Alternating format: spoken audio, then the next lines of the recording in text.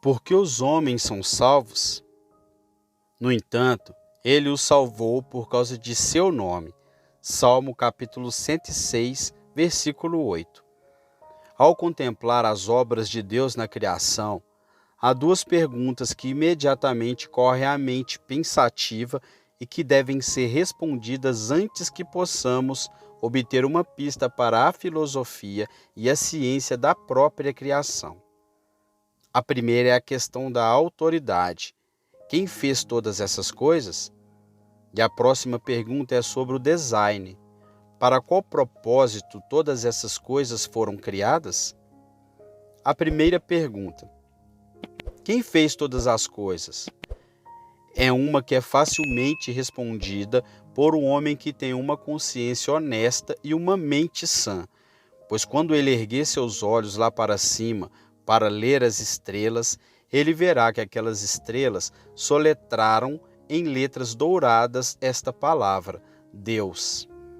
E quando ele olhar para as ondas abaixo e seus ouvidos estiverem honestamente abertos, ele ouvirá cada onda proclamando Deus. Se ele olhar para os cumes das montanhas, eles não falarão, mas com uma resposta digna de silêncio, eles parecem dizer: a mão que nos fez é divina. Se ouvirmos a ondulação do frescor na encosta da montanha, ao cair da avalanche, o baixar do gado, o canto dos pássaros, todas as vozes e sons da natureza, ouviremos esta resposta à pergunta: Deus é nosso Criador, Ele nos fez e não nós mesmos.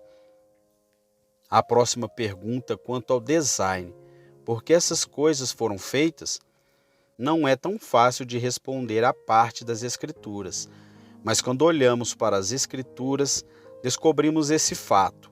Assim como a resposta para a primeira pergunta é Deus, a resposta para a segunda pergunta é a mesma. Por que essas coisas foram feitas? A resposta é para a glória de Deus, para a sua honra e para o seu prazer.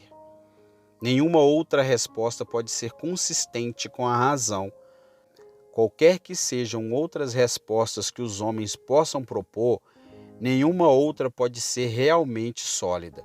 Se por um momento eles considerarem que houve um tempo em que Deus não tinha criaturas, quando ele estava sozinho, o poderoso Criador das eras, glorioso em uma solidão incriada, divino em sua eterna solidão.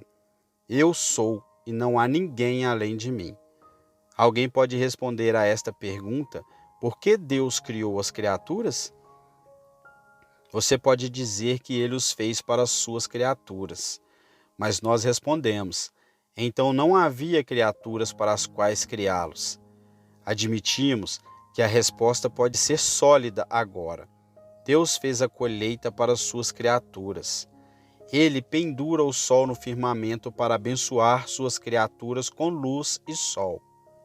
Ele ordena que a lua caminhe em seu curso à noite para animar a escuridão de suas criaturas na terra.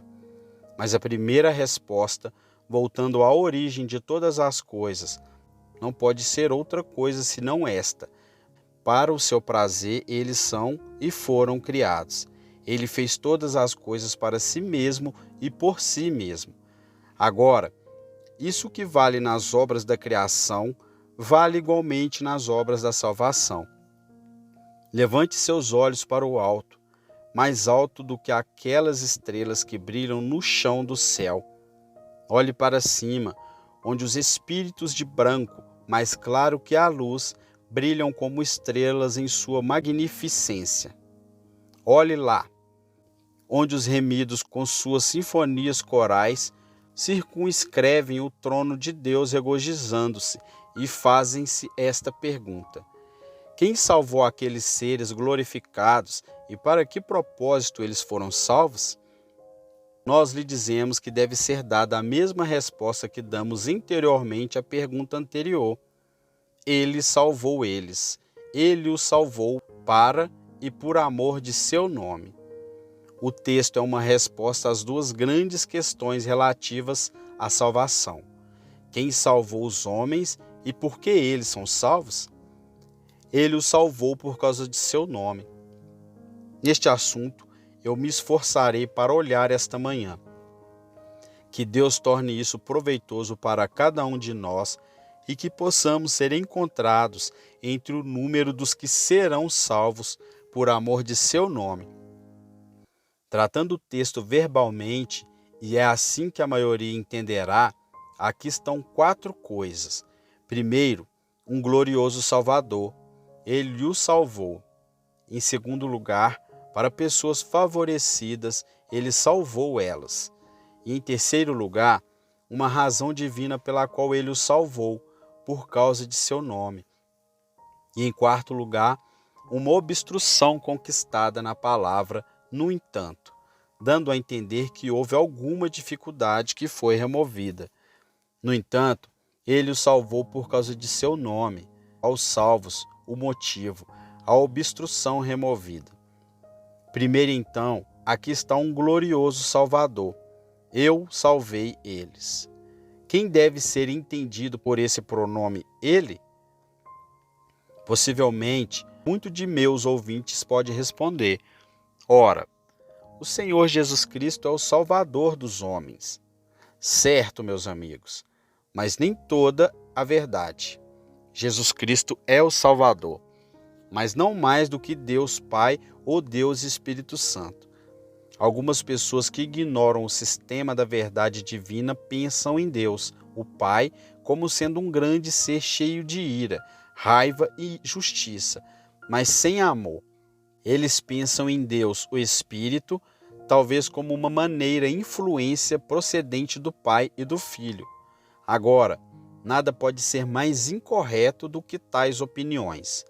É verdade que o Filho me redime, mas então o Pai deu o Filho para morrer por mim, e o Pai me escolheu na eleição eterna de sua graça. O Pai apaga meu pecado. O Pai me aceita e me adota em sua família por meio de Cristo. O Filho não poderia salvar sem o Pai, mais do que o Pai sem o Filho. E quanto ao Espírito Santo, se o Filho redime, você não sabe o que o Espírito Santo regenera? É Ele que nos torna novas criaturas em Cristo, que nos gera de novo para uma viva esperança, que purifica nossa alma, que santifica nosso espírito e que, por fim, nos apresenta imaculados e irrepreensíveis diante do trono do Altíssimo, aceitos no amado. Quando você disser Salvador, lembre-se de que há uma trindade nesta palavra: o Pai, o Filho e o Espírito Santo, sendo este Salvador 3 pessoas sobre um nome. Você não pode ser salvo pelo Filho sem o Pai, nem pelo Pai sem o Filho, nem pelo Pai e Filho sem o Espírito Santo. Mas, assim como eles são um na criação, também são um na salvação, trabalhando juntos em um só Deus para a nossa salvação, e até que Deus seja a glória eterna para todo o sempre, um homem. Mas observe aqui como esse ser divino reivindica a salvação totalmente por si mesmo. No entanto, ele o salvou. Mas Moisés, onde está você? Você não o salvou? Moisés, você esticou a vara sobre o mar e a chaveou ao meio. Você elevou sua oração ao céu, e as rãs vieram, e as moscas enxamearam, e as águas se transformou em sangue, e o granizo atingiu a terra do Egito.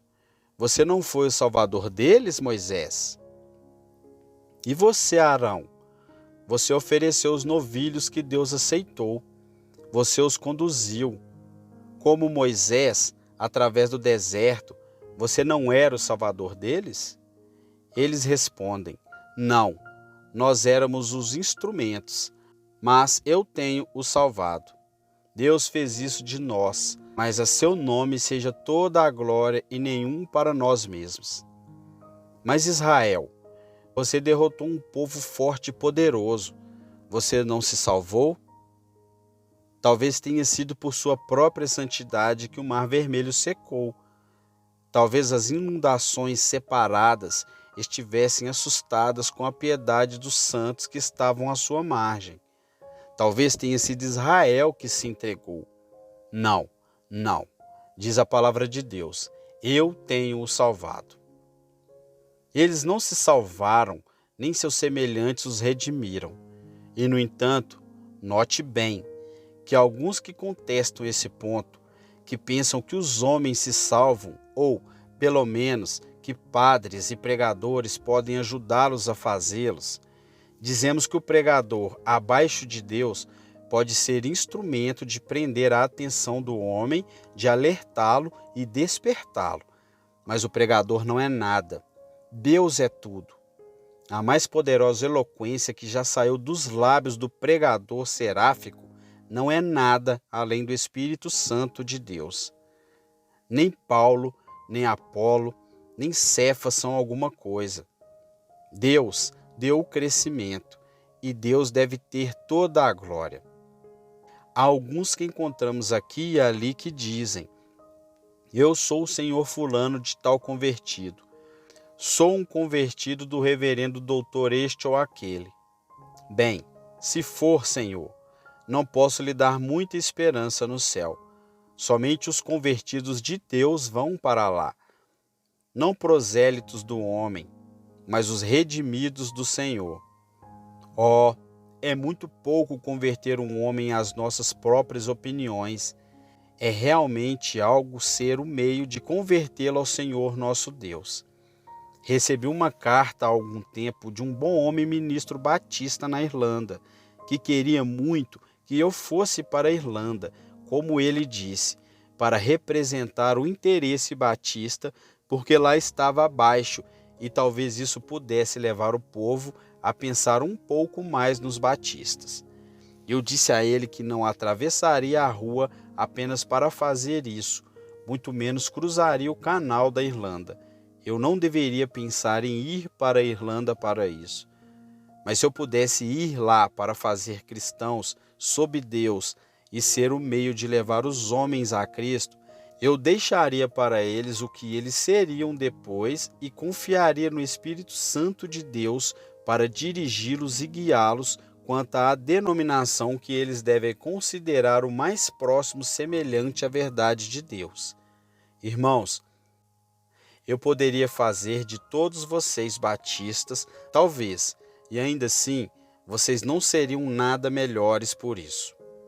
Eu poderia converter todos vocês dessa maneira, mas tal conversão seria que vocês seriam levados em manchas maiores, convertidos em hipócritas e não em santos. Tenho visto algumas conversões por atacado. Grandes avivalistas se levantaram. Eles pregaram sermões trovejantes que fizeram os joelhos dos homens baterem juntos. Que homem maravilhoso! Pessoas disseram. Ele converteu tanto sob um sermão. Mas procure por seus convertidos em um mês e onde eles estarão? Você verá alguns deles na taberna, ouvirá outros xingarem, encontrará muitos deles malandros e trapaceiros, porque não eram convertidos de Deus, mas apenas do homem. Irmãos, se a obra for feita, deve ser feita por Deus, pois se Deus não converter, nada será feito que dure e nada que seja útil para a eternidade. Mas alguns respondem: bem, Senhor, mas os homens se convertem. Sim, eles fazem e é uma boa conversão. Com muita frequência eles se convertem, mas então aquilo que o homem fez, o homem desfaz. Quem se converte um dia, no outro se desconverte. Ele dá um nó que seus próprios dedos podem desatar. Lembrem-se disso. Você pode se converter 1 dúzia de vezes, mas o que é nascido da carne é carne, e não pode ver o reino de Deus. É somente o que é nascido do Espírito que é Espírito, e portanto pode, finalmente, ser reunido no reino espiritual, onde somente as coisas espirituais podem ser encontradas diante do trono do Altíssimo. devemos reservar esta prerrogativa inteiramente para Deus. Se alguém afirma que Deus não é o Criador, nós o chamamos de infiel. Mas se algum homem se firmar nesta doutrina, que Deus é o Criador absoluto de todas as coisas, nós o sussurramos em um momento. Mas ele é um infiel da pior espécie, porque é mais ilusório, que coloca Deus fora do trono da misericórdia, em vez de colocá-lo fora do trono da criação, e que diz aos homens que eles podem se converter enquanto Deus faz tudo. Eu tenho apenas o grande Jeová, Pai, Filho e Espírito Santo, e ele o salvou por amor de seu nome.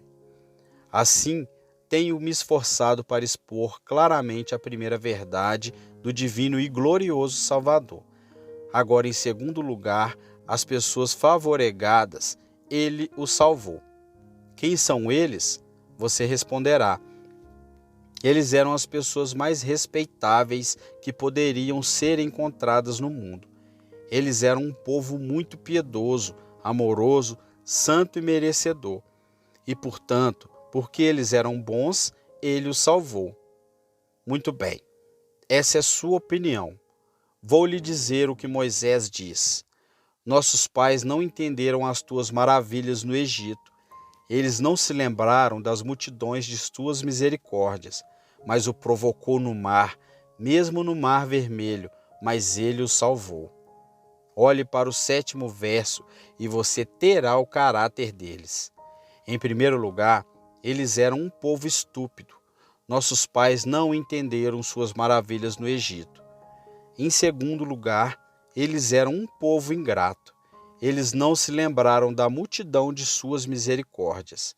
Em terceiro lugar, eles eram um povo provocador. E eles o provocaram no mar, mesmo no mar vermelho. Oh, essas são as pessoas que a graça gratuita salva.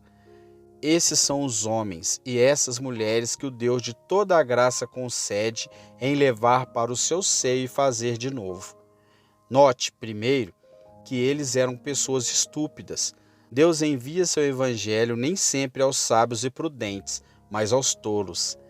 Ele pega o tolo e o faz saber as maravilhas de seu amor moribundo. Não suponha, meu ouvinte, porque você é muito analfabeto e mal sabe ler, não imagine que porque você sempre foi criado em extrema ignorância e mal aprendeu a soletrar seu nome, que portanto você não pode ser salvo. A graça de Deus pode salvá-lo e depois iluminá-lo. Um irmão ministro certa vez me contou a história de um homem que era conhecido em uma certa aldeia como um simplório e foi considerado um cabeça mole. Ninguém pensou que ele pudesse entender alguma coisa, mas um dia ele veio ouvir a pregação do Evangelho. Ele tinha sido um bêbado, tendo inteligência suficiente para ser perverso, o que é um tipo muito comum de humor. O Senhor teve o prazer de abençoar a palavra em sua alma, para que ele se tornasse um personagem mudado. E o que foi a maravilha de tudo foi que sua religião lhe deu algo que começou a desenvolver suas faculdades latentes. Ele descobriu que tinha algo pelo qual viver e começou a tentar o que podia fazer. Em primeiro lugar, ele queria ler sua Bíblia, para poder ler o nome de seu Salvador.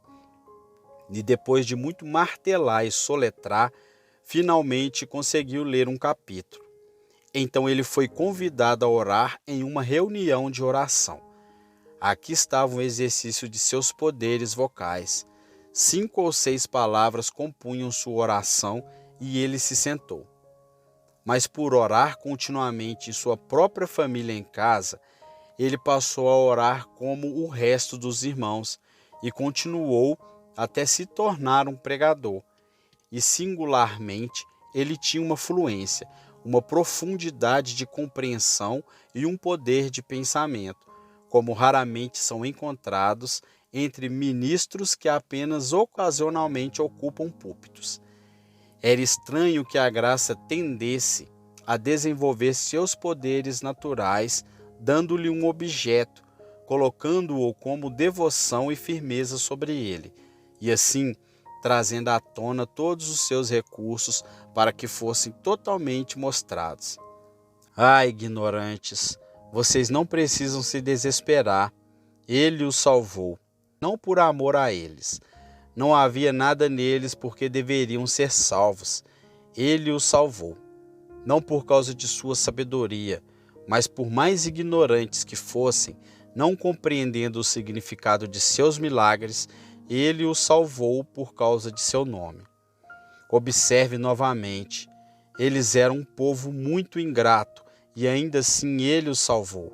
Ele os libertou inúmeras vezes e operou por eles poderosos milagres, mas eles ainda se rebelaram. Ah, isso é como você, meu ouvinte. Você teve muitas libertações das fronteiras da sepultura. Deus deu a você casa e comida dia após dia. Proveu para você e o manteve até esta hora. Mas como você foi ingrato, como disse Isaías, o boi conhece o seu dono, e o jumento a manjedoura de seu dono. Mas meu povo não sabe, Israel não considera. Quantos são deste caráter que têm favores de Deus, cuja história eles não poderiam dar em um ano, mas o que eles já fizeram por ele? Eles não manteriam um cavalo que não trabalhasse para eles, nem tanto quanto um cachorro que não os notaria. Mas aqui está Deus, ele os tem guardado dia a dia, e eles fizeram muito contra ele, mas nada fizeram por ele. Ele colocou o pão em suas próprias bocas, alimentou-os e sustentou suas forças. E eles gastaram suas forças em desafiá-lo, em amaldiçoar seu nome e violar seu sábado. No entanto, eu o salvei. Alguns desses tipos foram salvos. Espero ter alguns aqui que agora que serão salvos pela graça conquistadora, feitos novos homens pelo grande poder do Espírito de Deus. No entanto, eu os salvei. Quando não havia nada para recomendá-los, mas todas as razões pelas quais deveriam ser rejeitados por sua ingratidão, no entanto, ele os salvou. Observe, mais uma vez, eles eram um povo provocador. Eles o provocaram no mar, mesmo no Mar Vermelho. Oh, quantas pessoas existem nesse mundo que são um pouco provocador de Deus. Se Deus fosse como um cara, quem de nós estaria aqui hoje? Se formos provocados uma ou duas vezes, a mão sobe. Com alguns homens, sua paixão desperta logo na primeira ofensa.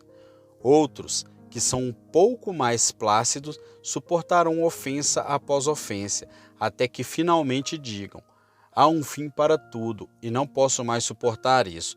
Você deve ficar ou então eu devo ficar com você. Oh, se Deus tivesse esse temperamento, onde deveríamos estar? Bem, ele poderia dizer: meus pensamentos não são como os seus pensamentos. Eu sou Deus, não mudo. Senão vocês, filhos de Jacó, teriam sido consumidos. Ele era um povo provocador. No entanto, ele o salvou. Você o provocou? Tome coragem. Se você, de repente, Deus prometeu salvá-lo, e mais, ele pode nesta manhã dar-lhe arrependimento e até mesmo dar-lhe remissão de pecados, pois ele salva provocando pessoas por causa de seu nome. Eu ouço um dos meus ouvintes dizer: bem, Senhor, isso é encorajar o pecado com vingança. É mesmo, Senhor? Por quê? Porque você está falando com o pior dos homens e está dizendo que eles ainda podem ser salvos. Por favor, senhores, quando falei com o pior dos homens, falei com tu ou não? Você diz: não, sou um dos homens mais respeitáveis e melhores. Bem, então, Senhor, não preciso pregar para você, pois você pensa que não precisa de nada. Os sãos não precisam de médico, mas sim os enfermos.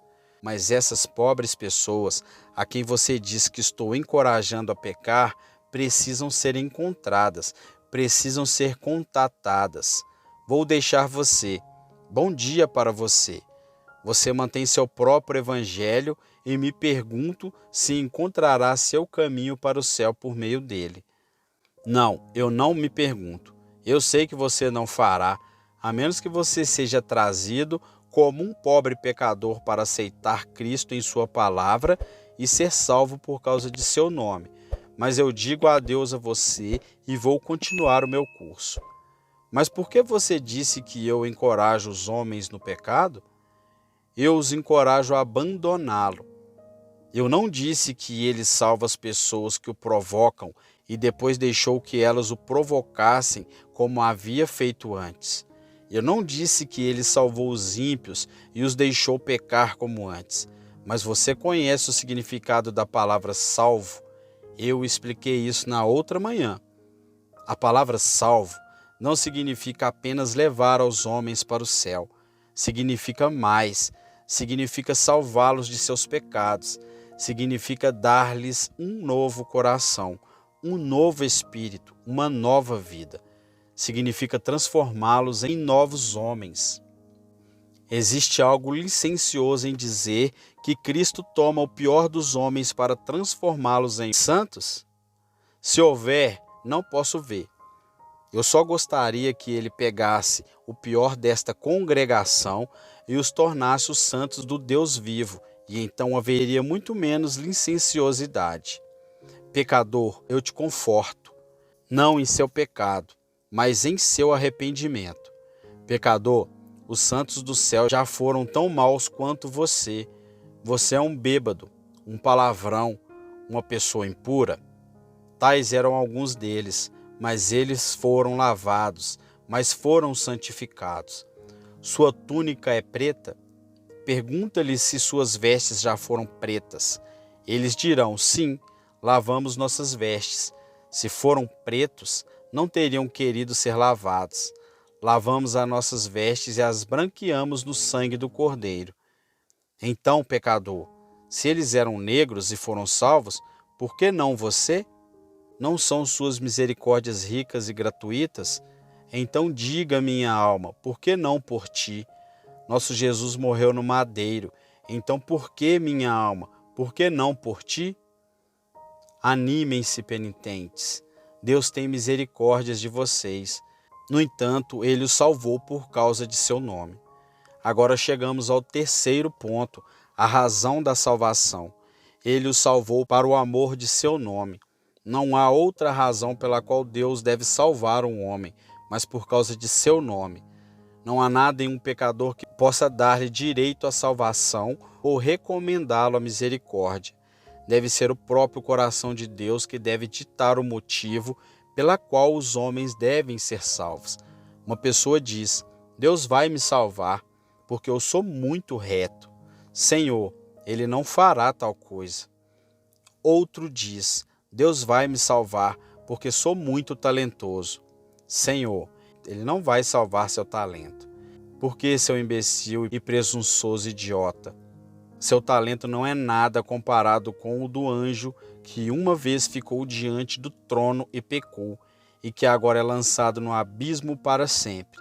Se ele salvasse os homens por seus talentos, ele teria salvado Satanás, pois ele tinha talentos suficientes. Quanto à sua moralidade e bondade, não passam de trapos imundos, e ele nunca o salvará por nada que você faça. Nenhum de nós jamais seria salvo se Deus esperasse algo de nós.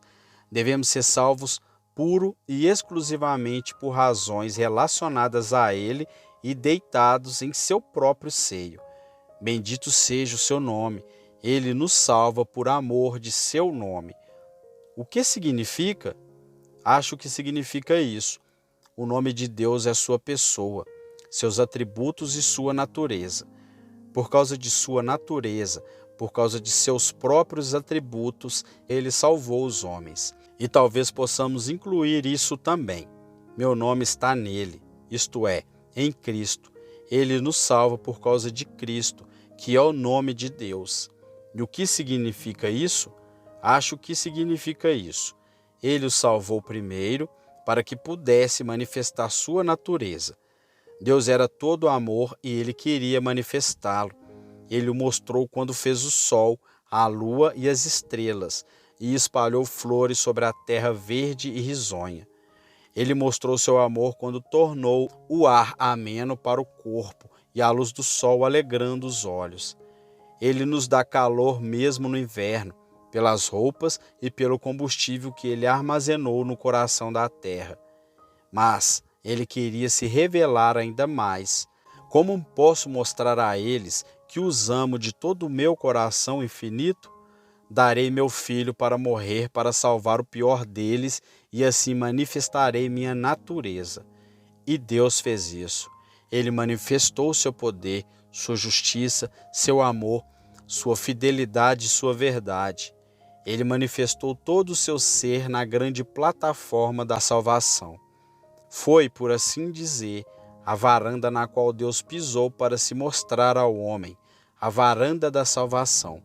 Aqui é que ele se manifesta salvando as almas dos homens. Ele fez isso novamente para vindicar seu nome. Alguns dizem que Deus é cruel. Eles perversamente o chamam de tirano. Diz Deus, mas salvarei o pior dos pecadores e reivindicarei meu nome. Vou apagar o estigma. Eu vou remover a calúnia. Eles não poderão dizer isso, a menos que sejam mentirosos e imundos, pois serei abundantemente misericordioso. Eu tirarei esta mancha, e eles verão que meu grande nome é um nome de amor. E disse ele novamente: farei isso por amor de meu nome, isto é, para fazer com que estas pessoas amem o meu nome. Eu sei que se eu pegar o melhor dos homens e salvá-los, eles amarão o meu nome. Mas se eu aceitar o pior dos homens, como eles vão me amar! Se eu for pegar um pouco de escória da terra e torná-los meus filhos, como eles vão me amar! Então eles se apegarão ao meu nome. Eles o acharão mais doce do que a música. Será mais precioso para eles do que o nardo dos mercadores orientais. Eles o avaliarão como ouro. Sim, como muito ouro fino. O homem que mais me ama é o homem que tem mais pecados perdoados. Ele deve muito, portanto amará muito. Esta é a razão pela qual Deus frequentemente seleciona o pior dos homens para torná-los seus. Diz um antigo escritor: todas as esculturas do céu foram feitas de nós. O templo de Deus, o Rei do céu, é de cedro, mas os cedros eram todos árvores nodosas antes que ele os cortasse. Ele escolheu o pior, para que pudesse exibir sua habilidade para fazer para si um nome. Como está escrito: isso será para mim um nome, um sinal eterno que não será extinto. Agora, queridos ouvintes, de qualquer classe que você pertença, aqui está algo que tenho a oferecer digno de sua consideração, ou seja, que se salvos, somos salvos por causa de Deus, por causa de seu nome, e não por nosso próprio nome. Agora, isso coloca todos os homens em um nível com relação à salvação. Suponha que, ao entrar neste jardim, a regra fosse que todos deveriam mencionar meu nome como chave de entrada. A lei é que nenhum homem deve ser admitido por sua posição ou título, mas apenas pelo uso de um determinado nome. Venha, Senhor. Ele faz uso do nome e entra. Aparece um mendigo, todo remendado. Ele faz uso do nome. A lei diz que é só o uso do nome que vai admitir. Ele faz o uso dele e entra, pois não há distinção. Então, minha senhora, se vier com toda a sua moralidade, deve fazer o uso do nome dele. Se você vier, pobre, habitante imundo de um porão ou sótão, e fizer o uso de seu nome, as portas se escancarão, pois há salvação para todo aquele que faz menção do nome de Cristo e para nenhum outro.